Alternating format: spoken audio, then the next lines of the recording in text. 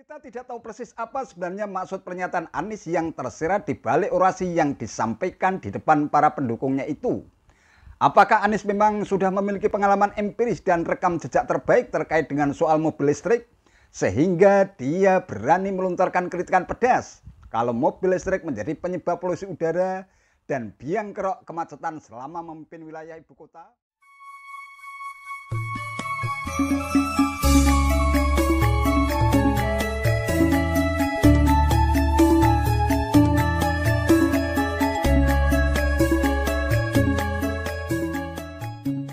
Assalamualaikum warahmatullahi wabarakatuh. Salam sejahtera untuk kita semua, salam budaya.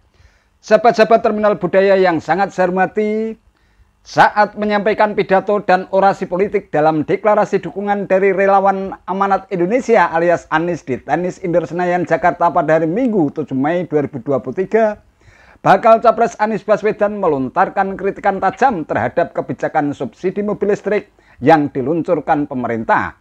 Kritik Anies itu sontak membuat Menteri Koordinator Bidang Kemaritiman dan Investasi alias Menko Marves, Luhut Binsar Panjaitan meradang.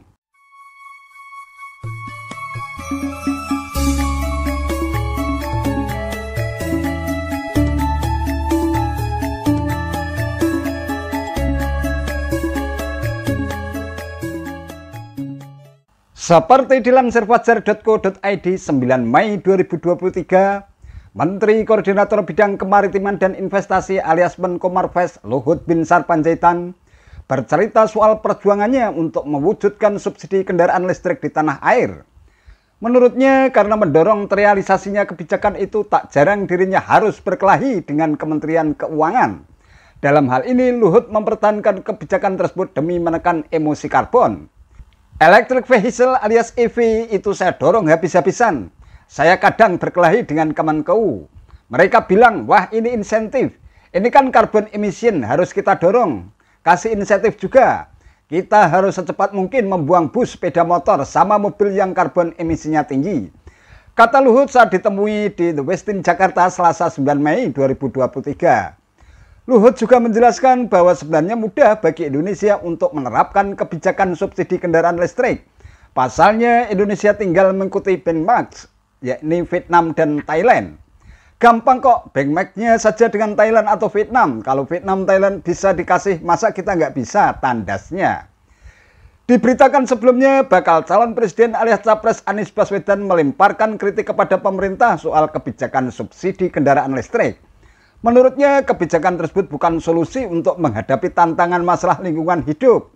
Pernyataan itu disampaikan Anies kepada ribuan pendukungnya melalui pidato politik dalam deklarasi dukungan dari relawan Amanat Indonesia alias Anies di Tenis Indoor Senayan, Jakarta pada hari Minggu 7 Mei 2023. Kita menghadapi tantangan lingkungan hidup itu menjadi kenyataan bagi kita.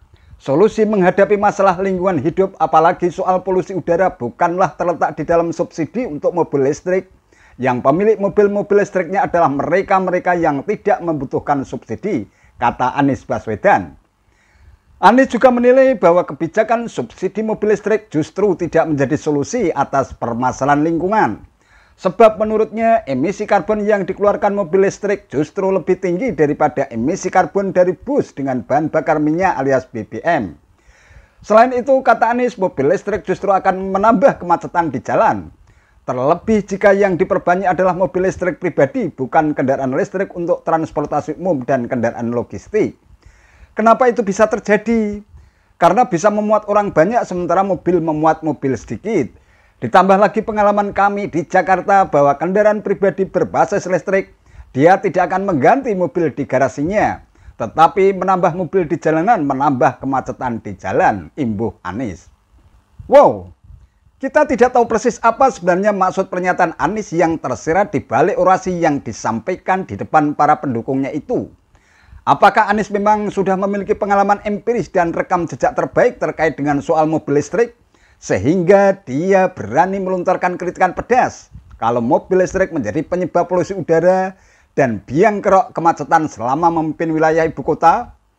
Atau pernyataan semacam itu sekadar asal bunyi untuk makin membuktikan bahwa dirinya betul-betul menjadi kekuatan antitesis pemerintahan Jokowi yang merepresentasikan sebuah perubahan sehingga mampu menyenangkan dan menghibur syahwat politik para pendukungnya, sehingga dia dieluk-elukan sebagai sosok perubahan dengan menggunakan adigium politik, serang dan hantam dulu soal benar atau salah urusan belakangan.